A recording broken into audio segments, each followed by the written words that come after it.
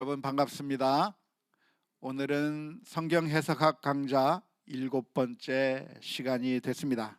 그래서 7번째 시간으로 오늘은 또 4가지 주제를 함께 생각해 보도록 하겠습니다. 먼저 생략되어 있는 표현에 대해서 함께 생각해 보려고 합니다. 우리나라 언어에서는 생략법이 별로 없습니다. 우리나라 언어에도 생략이 물론 있기는 있습니다만은 우리나라 언어는 생략하기보다는 다 표현해 주는 것이 자연스러운 언어가 우리나라 언어입니다. 하지만 영어라든지 불란서어, 독일어, 그리고 성경의 헬라어, 히브리어와 같은 언어들은 생략이라고 하는 것이 굉장히 자주 일어나고 있고 많이 사용하는 그런 방법입니다.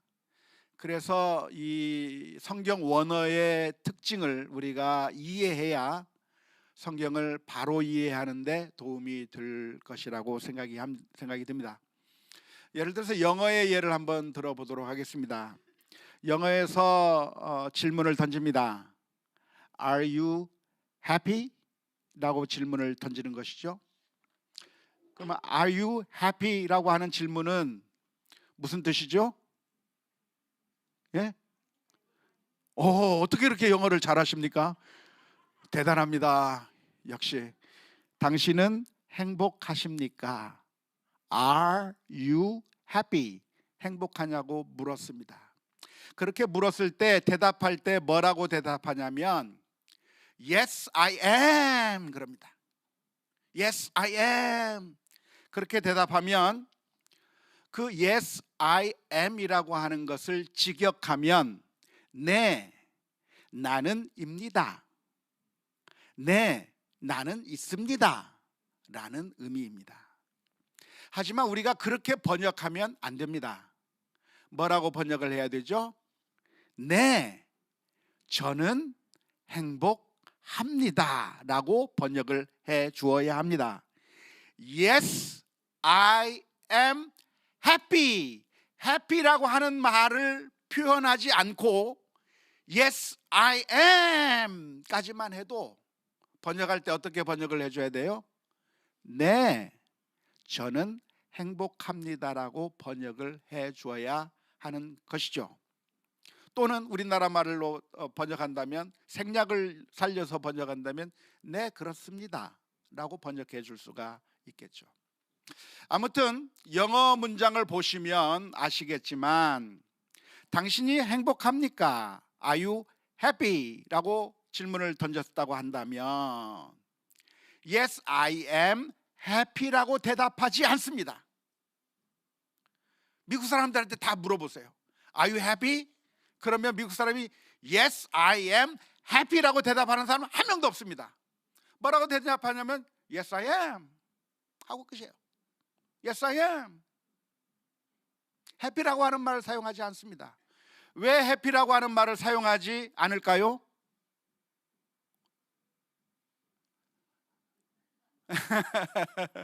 왜 사용하지 않느냐면 정황상 I am 이라고만 해도 행복하다고 하는 대답이 될 수 있기 때문에 happy라고 하는 말을 생략해도 충분히 대화가 가능하기 때문입니다. 그래서 성경 언어인 히브리어와 헬라어와 아람어 3가지 언어로 되어 있는데요. 이 3가지 언어에서도 생략이 많이 있습니다. 유대인들이 묻습니다. 네가 그리스도냐? 그렇다. I am Christ 라고 대답하지 않고 I am 그럽니다. 네가 그리스도냐? I am. 그러면 그리스도가 되는 겁니다. 내가 그리스도라고 하는 대답이 되는 겁니다. 그런 식의 표현들이 많이 있습니다. 따라서 우리가 성경을 읽을 때 한국말로 번역이 되어 있는 성경을 읽을 텐데요, 혹시 생략이 되어 있어서 번역상 빼먹은 부분은 없지는 않을까라고 질문을 한번 좀 던져 보아야 하는 것이죠. 근데 이것은 좀 어려운 작업이지 않겠습니까? 웬만하면 좀 원어를 우리가 실제로 본다면 이게 생략이 됐구나, 생략이 안 됐구나 하면서 알 수가 있을 텐데, 한국말로 번역된 성경만을 읽으면서 이러한 것을 알아차리기는 좀 어려운 감이 있습니다. 다행스러운 것은 한국말로 성경을 번역할 때 생략이 되어 있다고 하는 것을 전제하고서 생략된 채로 번역한 것이 아니라 그것을 보충해서 번역해 놓았습니다. 그러니까 보통 일반인들은 생략에 대해서 걱정할 필요가 거의 있습니까, 없습니까? 거의 없습니다. 그러니까 영어에서 Are you happy? Yes, I am 이라고 영어 원문이 있다고 한다면, 그 원문을 한국말로 번역할 때 당신은 행복하십니까? 네, 나는 행복합니다라고 이렇게 번역을 해놓았다 이 말이에요. 성경도 마찬가지.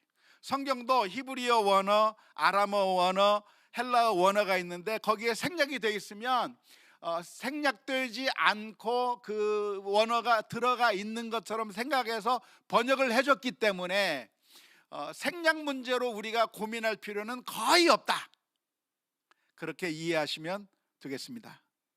아시겠습니까? 그러니까 크게 걱정할 필요는 없겠죠? 하지만 어떤 성경 구절은 생략이 되어 있는데도 생략이 되어 있기 때문에 생략이 된 그 부분을 보충해서 번역을 해주는 게 맞는데, 번역자들이 그렇게 보충해서 번역을 안 해주는 바람에 그래서 우리가 오해하기 쉽도록 번역된 성경들이 종종 등장합니다. 예를 들면 요한복음 8장 15절의 말씀입니다. 예수님께서 대답하셨습니다. 너희는 육체를 따라 판단하나 나는 아무도 판단하지 아니하노라 라고 예수님께서 대답해 주셨습니다. 이 말씀을 우리가 읽으면서 혼란스럽습니다.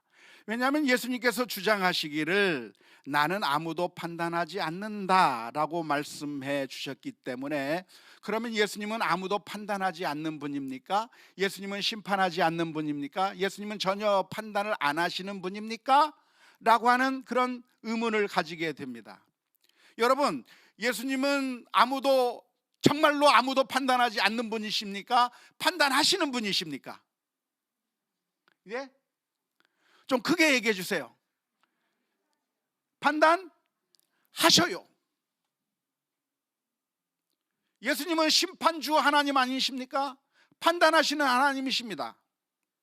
마지막 날에 판단하실 분은 우리 주님이십니다.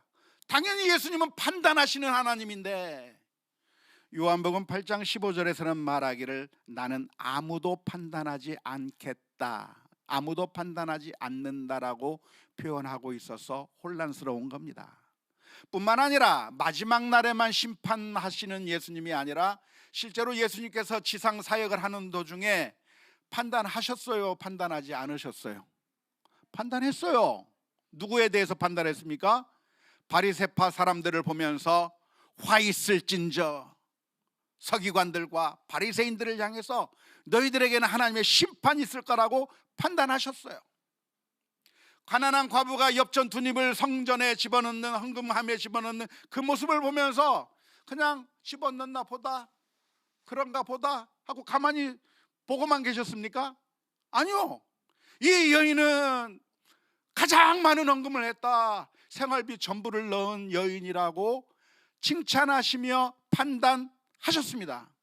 예수님이 판단을 아무것도 안 하시냐? No, 판단 많이 하셨어요. 그렇다고 한다면 요한복음 8장 15절에서 말하는 나는 아무도 판단하지 아니하노라 라고 하는 말의 의미는 무엇이겠습니까? 무슨 의미겠습니까? 그렇습니다. 하나만 알려줘도 열을 알아요.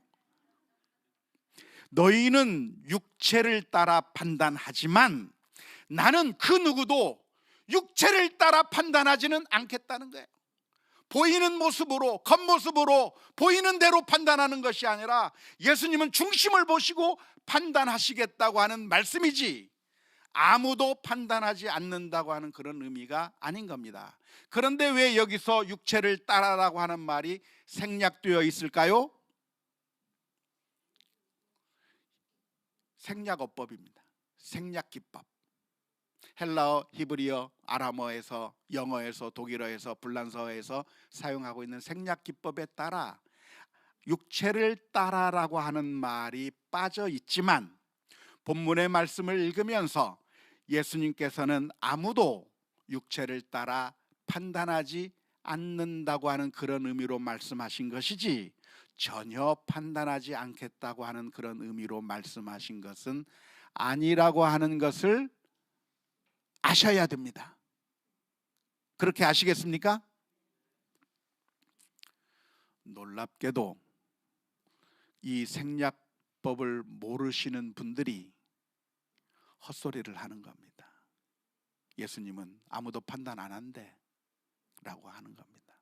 성경 전체를 보면 판단하시는 모습이 널려 있는데도 불구하고, 하는 주님께서 마지막 날에 심판하실 거라고 하는 말씀이 성경에 쓰여져 있는데, 성경에 수많은 증거들이 있음에도 불구하고 이 표현을 오해해서 예수님은 아무도 판단하지 않는 예수님이야 라고 설명해버리면 엉터리 해석이 되는 겁니다.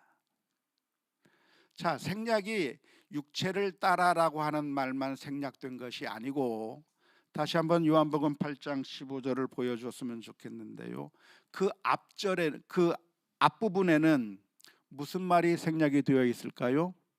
너희는 육체를 따라 판단하나에서 생략된 말이 있습니다. 무엇이 생략되어 있을까요?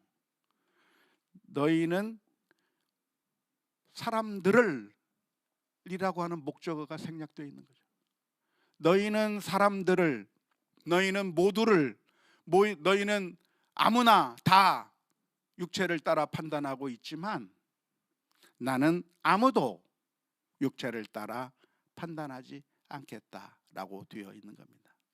그러니까 이 성경 이 생략법이 이렇게 평행으로 되어 있을 때에 앞에 이쪽 하나가 생략이 되고 뒤에서는 이게 생략이 되고, 생략이 되지만 그 앞뒤 문장을 같이 연결해 보면 앞에는 너희는 사람들을 이라고 하는 말이 생략되어 있고, 뒤에는 아무도 육체를 따라라고 하는 말이 생략되어 있다고 하는 것을 보시고, 성경 가운데 혹시 이해가 안 되는 구절들이 있다고 한다면 혹시 이런 식으로 생략된 게 없을까 한 번쯤 질문을 해 보셔야 한다 이 말입니다.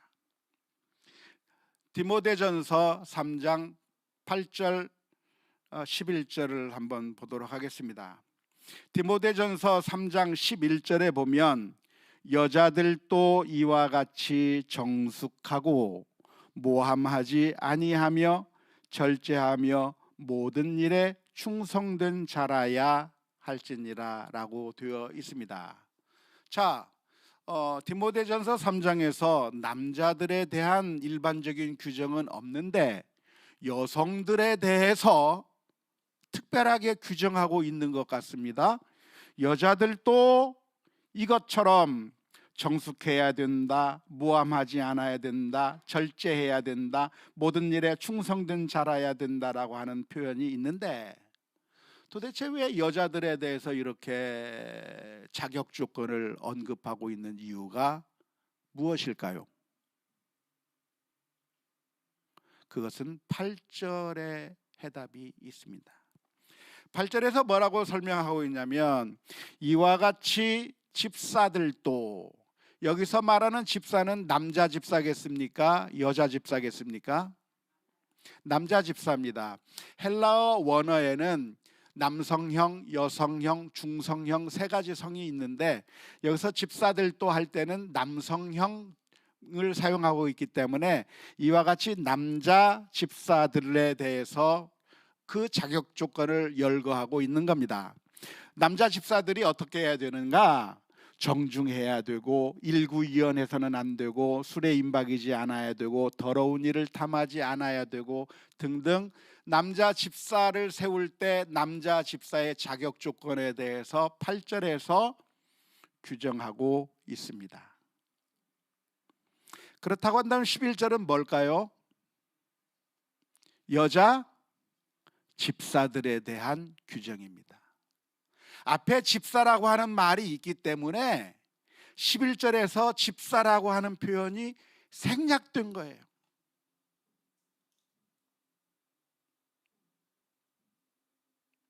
그러니까 디모데전서 3장에서는 감독들에 대한 규정을 얘기하고 있고, 8절서부터는 남자 집사에 대한 규정을 이야기하고 있고, 갑자기 11절에 가서 뜬금없이 여성들에 대한 이야기를 하고 있어요. 왜 여성들에 대한 이야기를 하고 있어요? 이 여성이 누구예요? 이 이야기가 좀 어렵죠. 그것은 왜 어려운가? 생략 기법을 모르기 때문에 어려운 겁니다. 근데 생략 기법을 아신다고 한다면 8절에는 남자 집사들의 자격들에 대해서 쓰고 있는 반면에 11절에서는 여자 집사들도 디아코노스, 남 집사라고 하는 말이 생략되어 있구나라고 하는 것을 알고서 해석해 줘야 되는데, 안타깝게도 번역하는 사람이 생략되었다고 하는 것을 충분히 이 본문에 반영하지 않고 그냥 번역해 버려서 마치 여자 집사가 아닌 일반 여자에 대한 규정으로 말씀하고 있는 것처럼 오해하게 만든 것은 정말 안타까운 일입니다. 계속 보여주세요. 그런데 번역자가 번역을 잘한 것도 있습니다.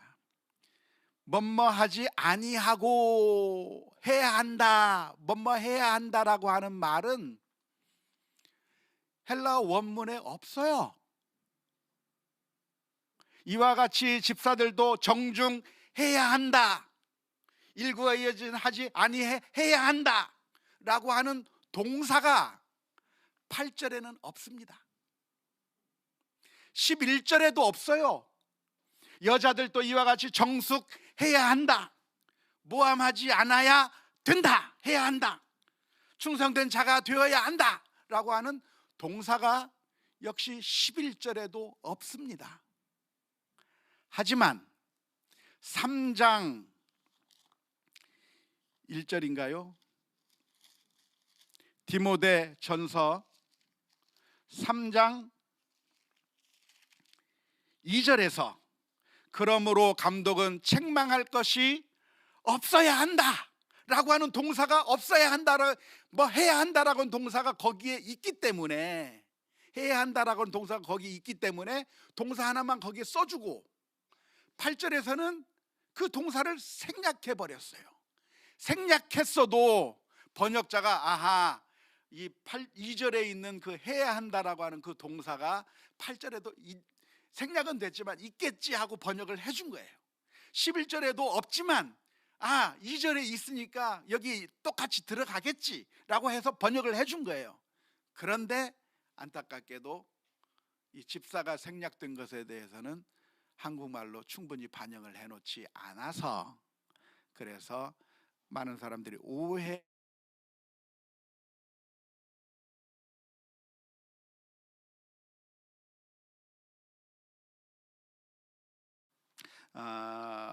많이 나오진 않습니다. 왜?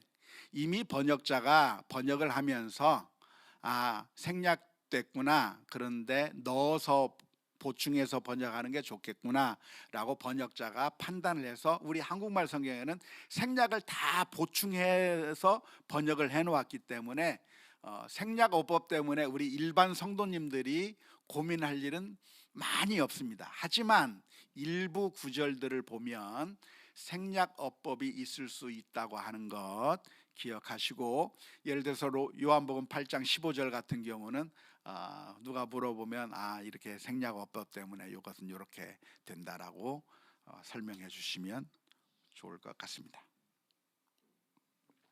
이해가 되셨습니까? 다음입니다. 다음은 히브리 평행법에 대해서 설명해 드리도록 하겠습니다. 히브리 평행법이라고 하는 것은 무엇이냐면 같거나 대조되거나 발전하는 사상을 병렬시켜서 표현하는 기법을 히브리 평행법이라고 합니다. 제가 설교하는 도중에 히브리 평행법에 대해서 종종 설명을 했기 때문에 여러분들이 어느 정도 알고 있을 거라고 생각이 드는데요. 시편 23편 2절 말씀에 보면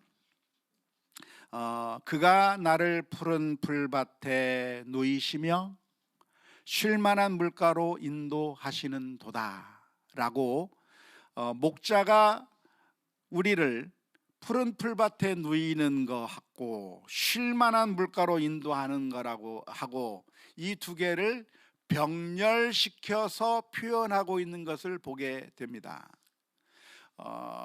구약 성경을 보면 대부분 이렇게 병렬 표현법들이 많습니다.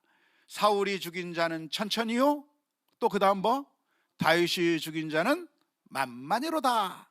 이렇게 대조 발전 같은 사상을 병렬시켜서 표현하는 방법이 이스라엘 사람들의 표현 방법이에요.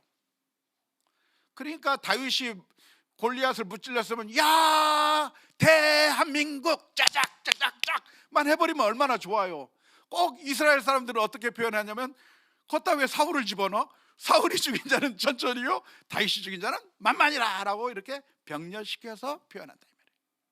그런 표현법들이 많아요. 시편, 잠언, 전도서, 욥기 등등 해서 그것뿐만이 아니라 대부분의 모든 성경 구절들이 이렇게 병렬로 표현되어 있습니다. 보라, 자식들은 여호와의 기업이요 태의 열매는 그의 상급이로다 라고 표현하고 있는데요. 태의 열매가 뭐죠? 자식들이에요.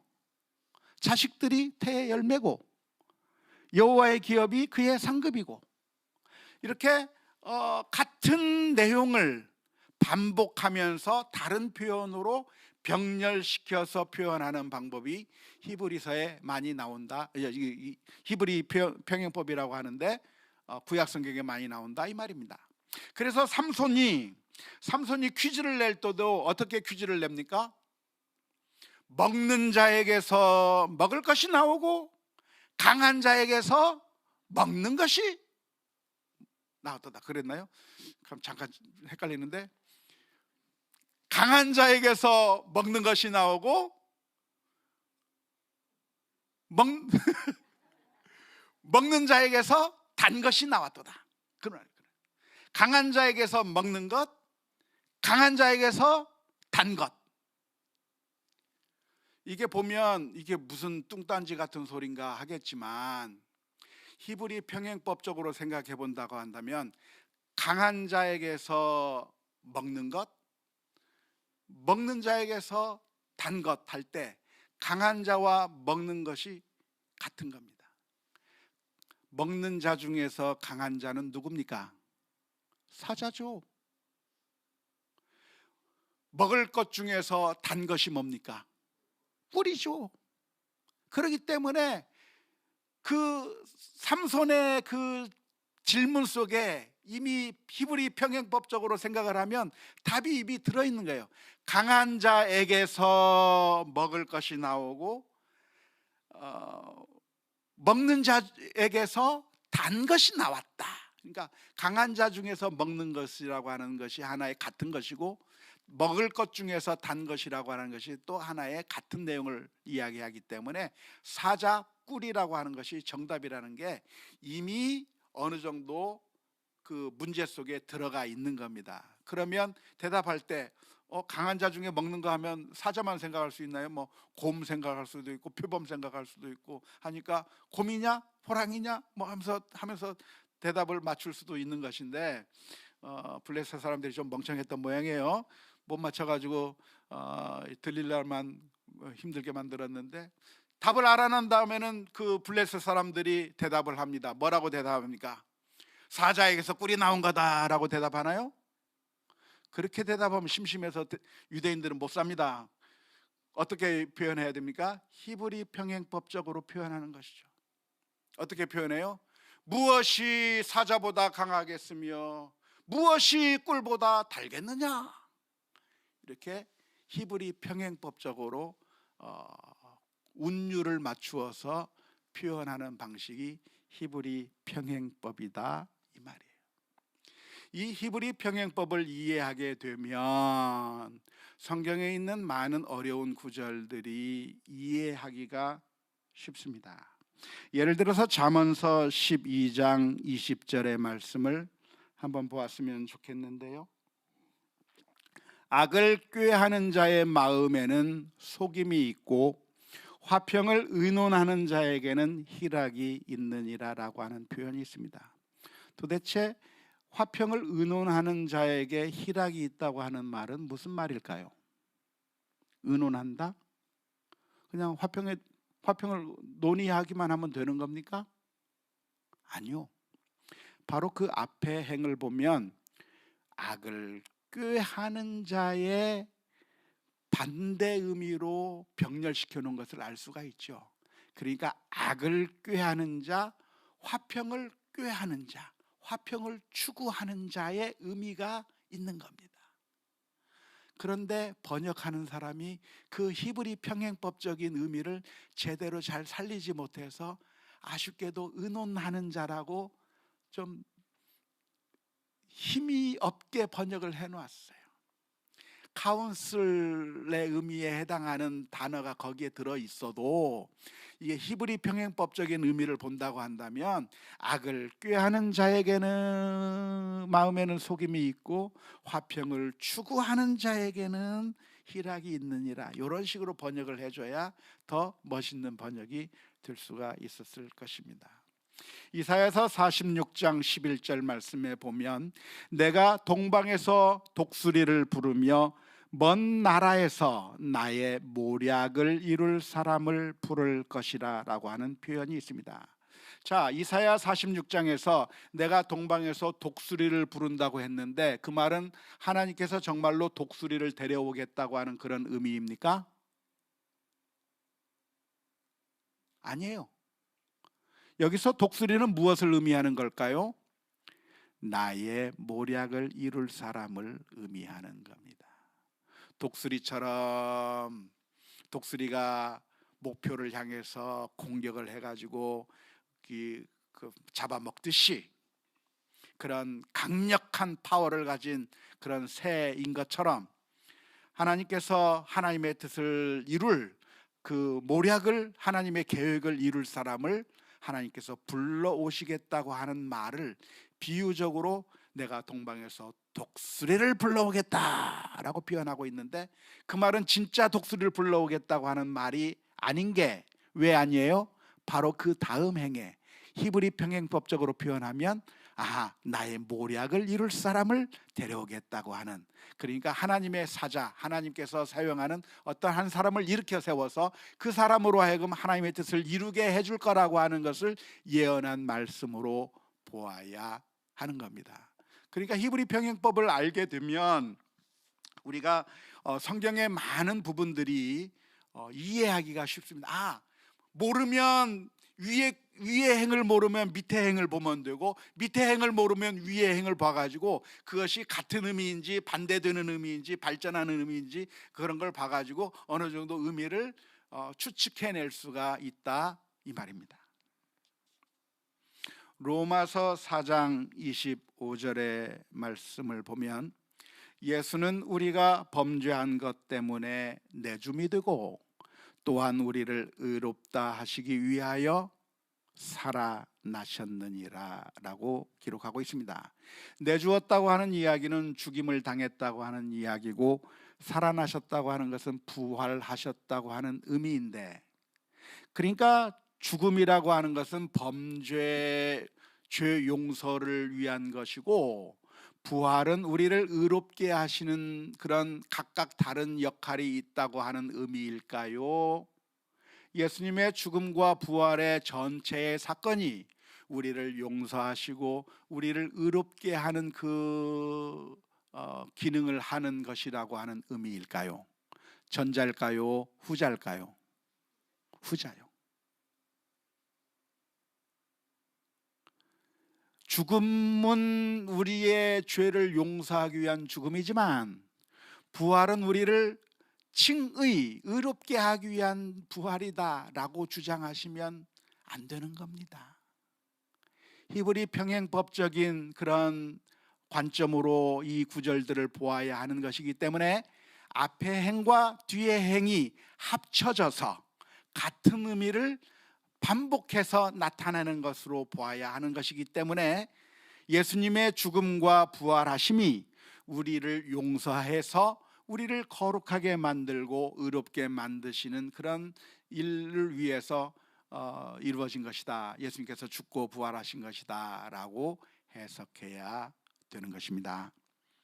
요한복음 6장 35절의 말씀에 보면 예수께서 이르시되 나는 생명의 떡이니 내게 오는 자는 결코 줄이지 아니할 것이요 나를 믿는 자는 영원히 목마르지 아니하리라라고 말씀해 주셨습니다. 그러니까 줄이지 않으려면 예수님께 가면 되고 목마르지 않으려면 예수님을 믿으면 되는 건가요?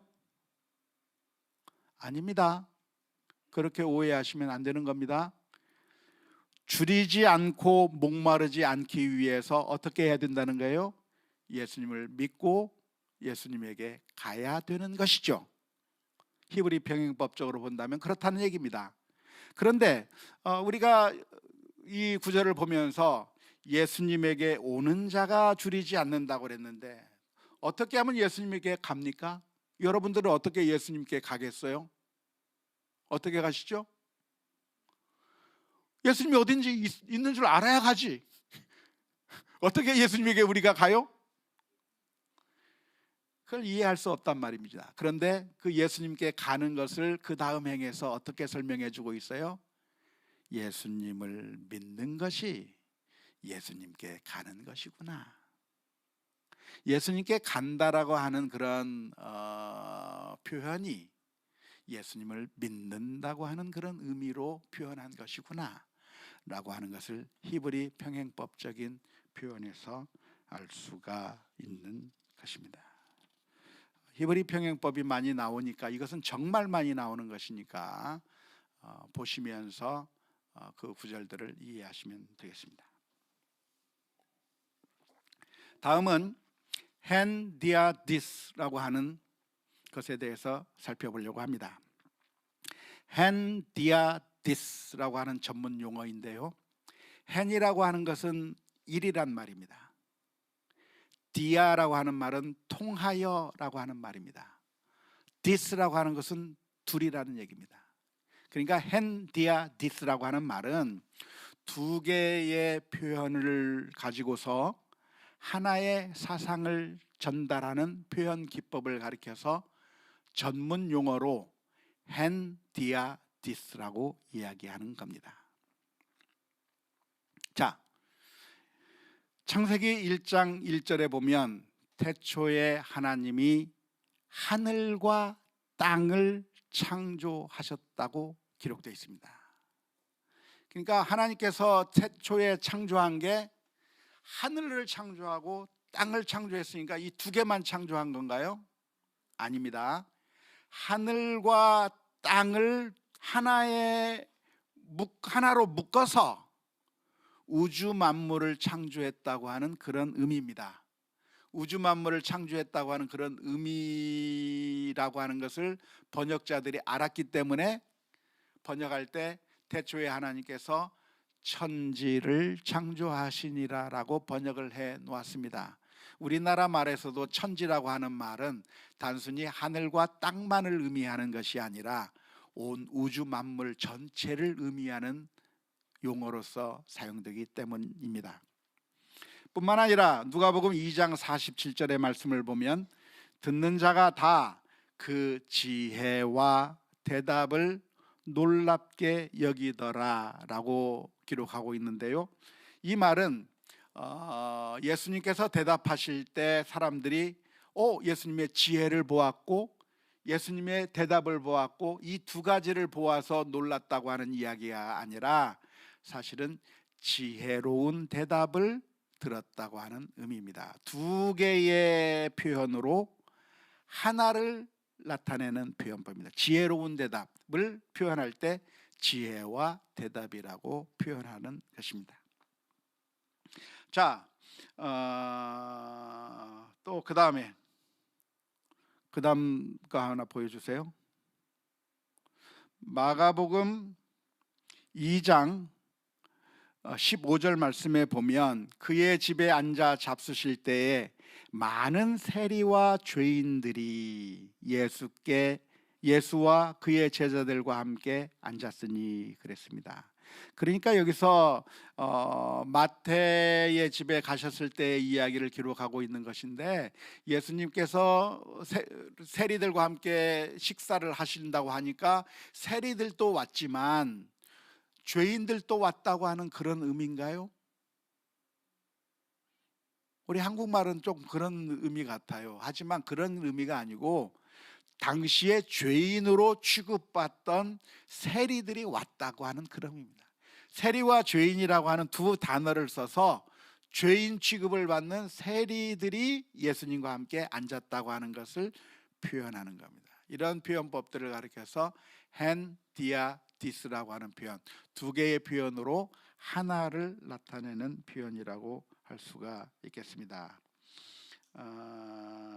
요한복음 3장 5절 사람이 물과 성령으로 나지 아니하면 하나님의 나라에 들어갈 수 없느니라 그랬습니다. 자, 사람이 물과 성령으로 나지 않으면 하나님의 나라에 들어갈 수 없다고 그랬으니까 하나님 나라에 들어가는 조건이 두 개죠. 우리는 보통 그렇게 생각하기가 쉽습니다. 하지만 같은 것을 이중으로 표현한 것으로 볼 수가 있습니다. 다시 말하자면 우리를 씻는, 우리의 물이라고 하는 것이 우리의 더러움을 씻어내듯이 우리의 죄악을 씻어내는 그런 성령의 은혜를 받아서 우리가 죄를 회개하고 죄를 씻음으로써 그렇게 하나님의 나라에 들어갈 수 있다고 하는 것을 물과 성령을 같은 하나의 사상을 나타내는 것으로 이해할 수가 있겠고요. 계시록 10장 11절 말씀에 보면 그가 내게 말하기를 내가 많은 백성과 나라와 방언과 임금에게 다시 예언하리라 하여야 하리라 하더라 했는데 여기는 헨디아디스가 아니라 헨디아테사론이죠. 네 개의 단어들이 하나의 의미를 나타내는 겁니다. 백성, 나라, 방언, 임금, 이것이 온 세계 만민을 의미하는 의미로 이렇게 사용된 것이라고 볼 수가 있겠습니다. 이런 표현법들이 성경에 많이 나온다는 것을 기억하시면 좋겠습니다. 그 다음 거 한번 보여주시죠. 자, 이제 마지막으로 잠언과 계명을 구분해야 된다라고 하는 것에 대해서 말씀을 드리고 싶습니다. 잠언과 계명인데 잠언이라고 하는 것은 무엇인가? 경건하고 도덕적인 삶을 살기 위한 실천적인 지혜와 권고를 가리켜서 잠언이라고 말합니다. 계명이라고 하는 것은 무엇입니까? 반드시 따라야 할 도덕법적 명령인 것이죠. 우리가 잠언서를 읽다 보면 두 가지 정반대되는 표현이 등장합니다. 미련한 자의 어리석은 것을 따라 대답하지 말라 두렵건대 너도 그와 같을까 하노라 라고 하는 말씀이 있습니다. 그런데 바로 그 다음에 미련한 자에게는 그의 어리석음을 따라 대답하라 두렵건대 그가 스스로 지혜롭게 여길까 하노라 그랬습니다. 자, 여러분, 미련한 사람이 말을 하면 대답을 해야 됩니까? 하지 말아야 됩니까? 대답하지 말아야 돼요? 25절에서는 대답하라고 돼 있는데요, 권사님. 그건 하나님의 말씀이 아니고 4절만 하나님의 말씀인가요? 미련한 자가 자꾸 이야기를 하면 대답해야 됩니까? 대답하지 말아야 됩니까? 예? 지혜롭게 하라. 지혜롭습니다.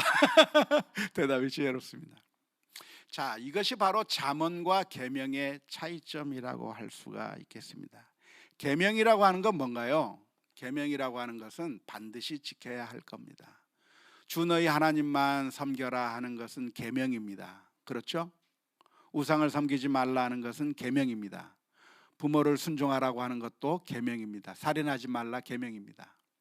하지만 대답하라 대답하지 말라 이것은 계명이 아니라 잠언입니다. 잠언이라고 하는 것은 뭔가요? 경우에 따라 이럴 수도 있고 저럴 수도 있는 겁니다. 자, 우리 세상을 살아가는 데에는 여러 가지 상반된 조언들이 존재합니다. 자, 돌다리도 두드려 가면서 신중하게 결정해야 됩니까? 기회가 왔을 때 빨리 그 기회를 잡아야 합니까? 예? 돌다리도 뒤두리다가 아무것도 못하는 거죠. 저 남자가 내 남편으로 좋은 남자일까 두드리다가 놓치는 거예요. 두드리는 게 좋습니까? 기회가 왔을 때 잡아야 됩니까?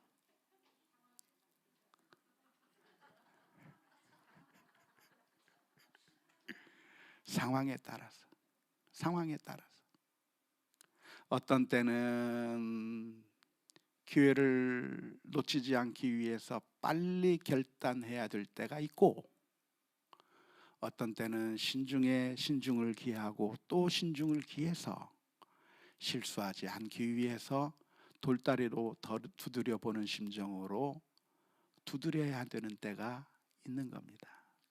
그러니까 이 두 가지 잠언은 서로 모순되고 반대되는 그런 훈계가 아니라 사실은 상황에 따라 우리가 취해야 할 잠언인 것이죠. 잠언, 그야말로 잠언입니다. 계명이 아니라 잠언인 겁니다.